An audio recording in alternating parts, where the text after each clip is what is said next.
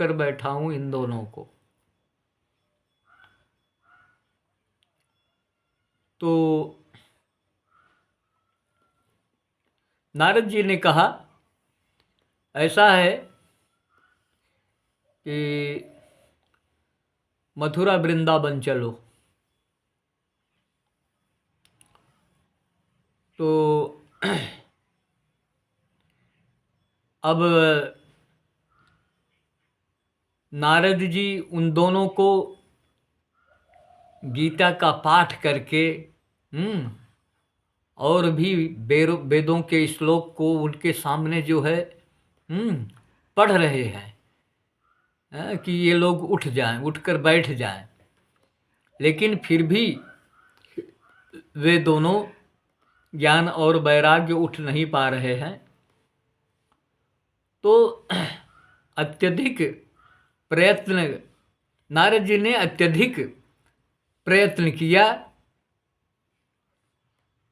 बार बार, एक बार नहीं कई बार गीता का पाठ किया, सुनाया उन दोनों के कानों में, और वेदों और उपनिषदों के श्लोक को उन दोनों के कानों में बार बार सुनाया। तब जा कर के थोड़ा वे दोनों उठकर बैठ पाए। अब ये तीनों नारद जी के साथ मथुरा वृंदावन पहुँचते हैं। तो वहाँ जब पहुँचते हैं तो ये भक्ति जो है एकदम पूरी तरह से तरुण हो जाती है, जवान।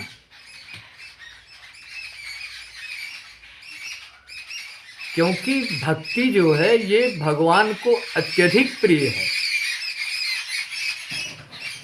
इसलिए भक्ति जो है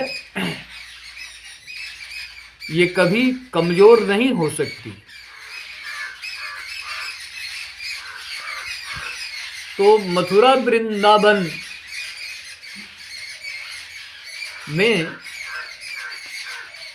भक्ति पूरी तरह से एकदम तरुण हो गई और बहुत सुंदर हो गई भक्ति। लेकिन वहां भी ज्ञान वैराग्य जो है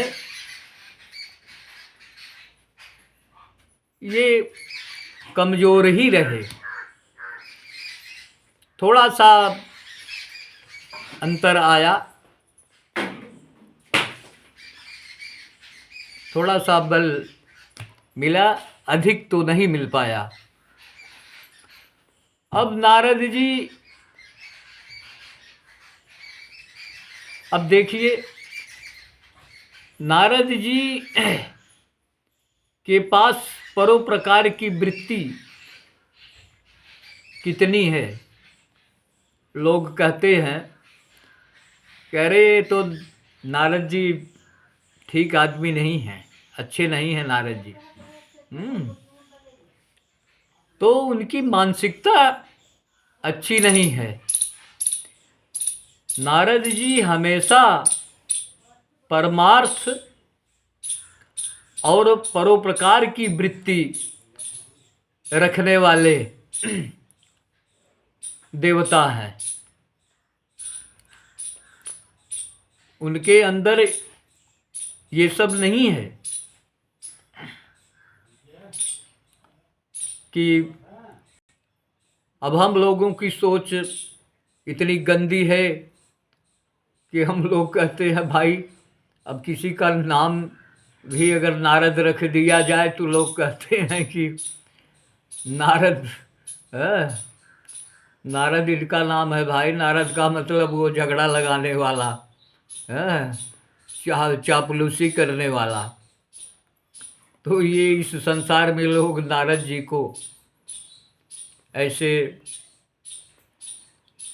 बदनाम करते हैं, लेकिन ऐसा कुछ है नहीं नारद जी के अंदर। अब नारद जी उन तीनों को वहाँ छोड़ करके घूमने निकल गए। नारद जी कि किसी से कोई रास्ता पूछें हम कि इनको जो है, इन तीनों को आराम मिल जाए।